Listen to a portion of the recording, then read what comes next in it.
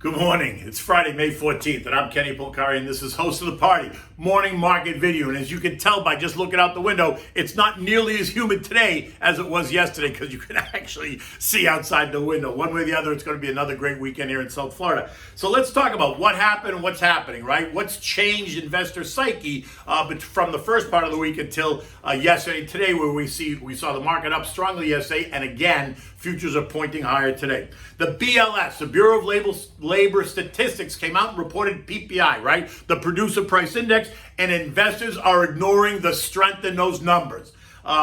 What did also come out was jobless claims, and they continued to plunge, which is a positive. And companies like McDonald's and KFC and Amazon and Chipotle all announcing that they are creating tens of thousands of jobs and raising the base pay, as well as even offering bonuses for people if they'll come in and apply for a job. Lonnie Musk now moves from Bitcoin to Dogecoin as he starts tweeting about Dogecoin, and we'll get to that. But that sent that asset up 37% overnight to about 50 cents. And what's for dinner? Tonight we're going to have the seared halibut. It's got an orange lemon butter sauce. It's easy to make, but it's always good, and it's always a crowd pleaser. So look, what happened? Yesterday morning, 8:30, the clock ticks down. Everyone's waiting. The BLS reports the PPI number.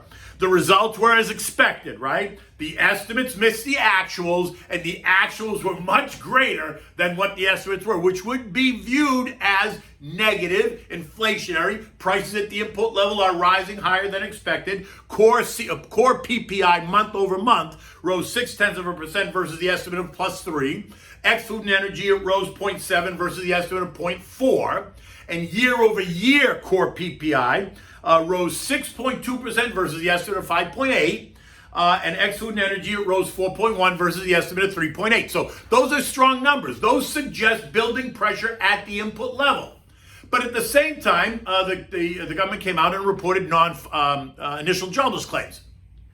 Initial jobless claims continued to decline. That's actually a positive. And then on top of that news, we heard from all the major chains, right? McDonald's, Amazon, Walmart, Kentucky Fried Chicken, Chipotle, all creating tens of thousands of new jobs. And guess what? To entice you to come in, they're raising the base pay, and they're offering one-time bonuses if you come in and apply for a job, because they're trying to prepare for this reopening, right? They don't have nearly enough workers, apparently, to deal with what's coming in the recovery. And so it was if the media was told, listen, don't concentrate, don't focus on the PPI, because that's actually a negative number. So let's just let's report on it, say it, and then put it to the back burner, and let's focus on the initial jobless claims number and the fall in that number, which is positive, and the creation of all these new jobs and the rise in base pay wages and the bonuses, because let's accentuate the positive and eliminate the negative, and that's exactly what they did.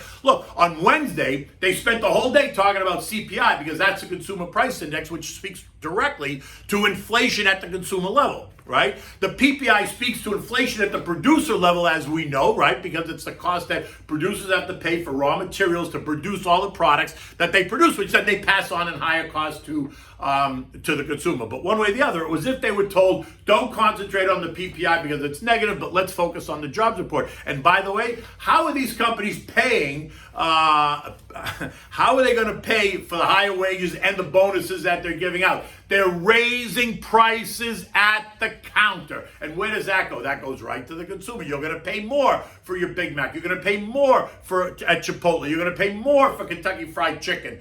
You're going to pay more when you get stuff at Amazon. So just so we're on the same page here, it's not like that got lost in the conversation. In any event, it turned into a shopping spree for investors, right? Bargain hunters finding value across stocks that had gotten beaten up, stocks that have broken trend lines, stocks that came down and are testing on the trend lines. The only S&P sector yesterday in the red was energy. That was down like 1.2%. But that makes sense. Why? Because the rally it had, not only over the last month in terms of just a recovery trade, but the most recent rally over the Colonial Pipeline cyber attack hack, which put upward pressure on the price of oil, because then there was this fear of shortages up and down the East Coast, of which there were. In a number of states, they did run out of gas in some places, and there was that building fear. But Colonial did pay the $5 million ransom. We heard about that yesterday. They're going to get it all back online. They expect the oil to be flowing through those pipes again by this weekend. So therefore, that whole shortage story is going to go away. And so that gave investors an opportunity to just take some money off the table after the spurt in oil. It's not really a big deal. Don't despair. Oil is not going lower. Look, summer is just starting. Memorial Day weekend's 2 weeks away. The vaccines are causing, this whole free flow of travel. And the recovery trade is all very exciting. So I suspect not only is oil going higher, but I suspect it may even push towards $70 a barrel by July 4th. Right? I'm not saying it's going to get there, but I wouldn't be surprised if it starts to get closer to $70 a barrel by July 4th, which only means that prices at the pump for gasoline to fill up your car are also going to move higher as we move towards July 4th. Look, the best performing sector, though, of the 11 S&P sectors was utilities, right? They were up 2%, and that's kind of curious, actually, because utilities represent defensive, right? They are, it's a safety play, utilities. People tend to go to utilities when they're still concerned about rocky road in the days ahead. And so the fact that utilities are up 2% yesterday, look, over the last couple of days when the market came under pressure, utilities came right down and sat on its 50-day moving average, which was the trend line support. It found plenty of buyers there. And then yesterday when the news, when the psyche changed, they came running right back in for everything, but they came in for utilities, which is interesting because it is more of a defensive play. And that just suggests to me that there is still some concern going forward that it's still going to be a rocky road ahead until we make it through. And that's perfectly okay because I think that seems to be the tone all around. Listen, behind utilities, you had the recovery trade, right? The cyclical and the value trade. You had industrials up, financials up, consumer staples up, and basic materials up. And all that also makes sense if you believe in that, in the recovery trade, which I think everybody does, and that represents value, right? Tech also surged. The XLK, representing the tech ETF, was up 1.3%, and that's great. There's a lot of bargain hunting going on there. The XLK was down 9%, nearly 9% in the last couple of weeks, and so therefore a rally of 1.3% is great, but the tech sector is still off about 7.5 or 8%. All on the talk about the Fed policy and inflation and tapering and all that stuff causing, this most recent pullback. One way or the other, the market psyche has moved off of the Fed and rising rates back into that recovery trade. And so therefore, they go bargain hunting in some of the more mature tech names that had gotten unnecessarily beaten up. And you know what those are the big mature names that we all know: Apple, Microsoft, Amazon, Google, right? While the less mature but very sexy tech names continue to come under pressure, right? Those are the ones that everyone's talking about. They are the tech disruptors, and you know what they are, and you know where you can find them. You can find them in Cathie Woods' ARK ETF, ARKK, and that continued to get hammered yesterday, even though there was all this bargain hunting going on, and that just suggests that there needs to be more price adjustment in some of those very high growth sexy names. Look, her ETF was down another 2.6% yesterday for the day, bringing its weekly loss to 10% and bringing its loss off the February highs to 38%. So it's tough. You have to have a strong constitution. You have to figure out you're either in that space, you're not in that space. You either believe in it or you don't. And you have to have a much longer view in that space, in my opinion. But you also have to look at yourself. Where are you in the risk sale? Where are you in the life cycle? Does it make sense? Doesn't it make sense? Maybe you have a little bit of exposure. Maybe you have larger exposure if you're younger. That's a whole conversation to have. But one way or the other, the market and the psyche has changed, and investors are once again coming back. They're buying the cyclical trade, they're buying the value trade, and they're looking for bargains in some of the big techs, right? This morning, Dow futures are up again. S&P, Dow futures are up 154. S&P's up 28. Nasdaq's up 145, and the Russell's up 16. A look at the Bloomberg Commodity Index, the BCOM, reveals that commodity prices are pulling back off their highs. They haven't dropped dramatically, but they are pulling back, and that's kind of changing the focus for investors as they celebrate now this pullback and this, the fear that maybe the inflation trade is overdone. We could talk about that. I don't think it's overdone. I think inflation is still a problem. But for today, they're focusing on the bargain hunting. In any event,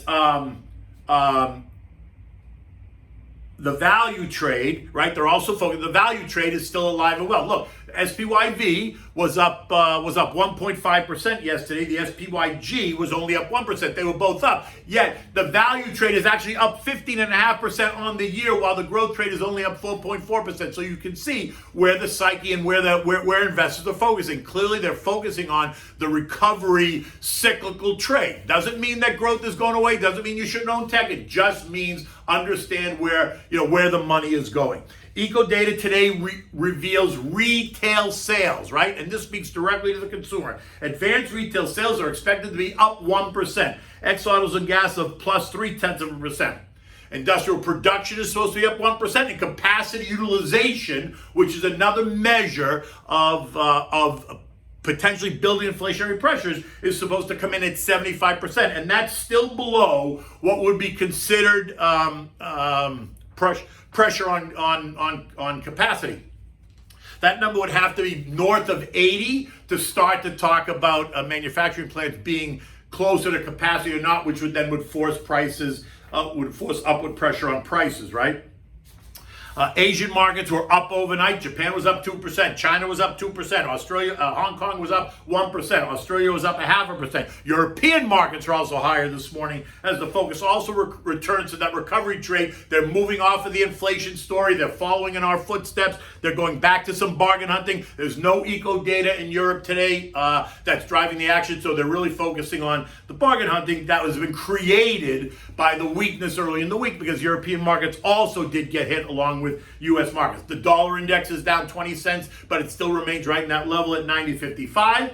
Like I said, oil is up 43 cents, trading at 64.25, still right in that mid-60 level. And like I said, in the days ahead, in the weeks ahead, I think you're going to see more upward pressure on oil. Bitcoin is trading at 50,500 after the debacle over the last couple of days when it traded down to 46,000. It's kind of finding some stability around 50,000. Ethereum is trading at 4,000. And Dogecoin is trading up 37% at 53 cents. Why? Well, once again, you can credit Lonnie Musk and his Twitter account, right? Because he tweets out yesterday that he's working with Dogecoin to improve system transaction efficiency, potentially promising. And boom, right? So all the Reddit guys pile into Dogecoin. Oh my God, Lonnie Musk is talking about Dogecoin now. It's interesting, right? It's almost exhausting, really. Because what he did not reveal in that tweet is what's his position in Dogecoin. Is he talking his book? And so that would be interesting. So somebody should ask him, or he should reveal it, I guess. Or maybe he won't. The S&P closed last night at 41.12, right? My gut tells me that it might run to 41.50-ish today, right? That's kind of what it feels like if we mimic what Europe is doing, right? Up a 0.5%, that would take us up to closer to 41.50-ish. But if we get the strong consumer data, if all of a sudden the conversation turns and investors get all worked up again, they could take it as high as 41.80, which is kind of where it broke the other day. And I think that represents resistance at the moment. But look, it's Friday. We've had this volatile week, right? I actually suspect that the action today is going to be one of churning and calm as investors and traders kind of digest everything that happened this week. And as we move into the weekend, I think they're just going to take it in stride, and the market is really going to churn today. I think it's going to outperform one way or the other. And you know what you can always do? You can text the word invest to 21,000 to get my digital business card. I'm happy to have you download it, reach out to me, send me an email, give me a call. I'm always happy to talk about the markets. And look, what are we having for dinner tonight? So delicious. We're having, it's a fish dish. It's seared halibut. And you know, halibut is a flaky white fish. In and of itself, it doesn't have a lot of flavor, so you have to doll it up with different sauces or seasonings or the way you prepare it. And so today we're going to make it very easy for you. It's a simple dish, yet it looks great when you prepare it. It looks great when you serve it, if you're serving it just for yourself or even for guests. So here's what you need. You need 2 pounds of halibut, and halibut can be thick, right? So you need 2 pounds of halibut, you need butter, you need olive oil, you need salt and pepper for the fish. To make the sauce, you're going to need fresh squeezed lemon juice, fresh squeezed orange juice, shallots, white wine, and more butter. Of course you need more butter. Now, let's do the juice first, right? So take the juice from the orange and the juice from the lemon. Remember, roll those fruits on the counter underneath your hand so that they get all juicy inside. So when you cut them, you can squeeze them easier and the juice comes out. So get the juice of 1 lemon and 1 orange. Again, depends on how much you're making, but if you're making 2 pounds, the juice of 1 lemon and 1 orange should be fine enough, right? Put that into a saucepan, squeeze it really tight so you get it all out there. Put it in a saucepan, turn the heat up to medium, and just let it come together until it reduces by about half of what was in there, right? So be careful because it'll happen quickly if you turn the heat to too high. So don't let it completely go away. After you did that, just set it aside. Take it off the heat, just set it aside. You've got your oven, you preheated it to 400 degrees. Now you want to take the halibut, you want to season it with salt and pepper. That's it, nothing else. You don't have to put anything more dramatic. I mean, listen, if you like other seasonings, go ahead. But I make this just with salt and pepper and I try to keep it simple. Now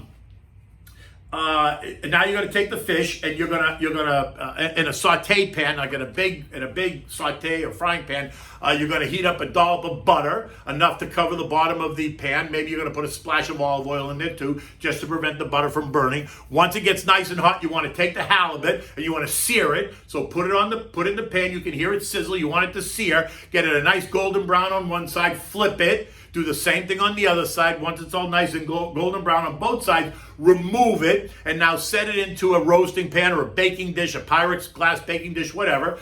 Set the fish in there and put it in the oven, right? The oven's out 400 degrees, put it in the oven. It's probably going to cook for 15 minutes or so, but again, you have to judge it based on the thickness of the piece you're buying, right? In the end, you want it to be white and flaky. That's how you know when it's done. So you can always take a fork and you can pull away at it if you're not really sure and see if it's white and flaky. Now, while the fish is cooking, here's where you're going to make the sauce. So get another saucepan. Don't use the saucepan that's got the juice in it. Leave that aside. Just get another pan. Add a half a stick of butter. Let it melt, right? When it's melted, you're gonna take sliced shallots. You've taken your shallots and you've sliced them. Don't crush them, slice them. And add the shallots to the butter and saute it around a little bit. After you've done that, you're going to add 3/4 of a cup of white wine.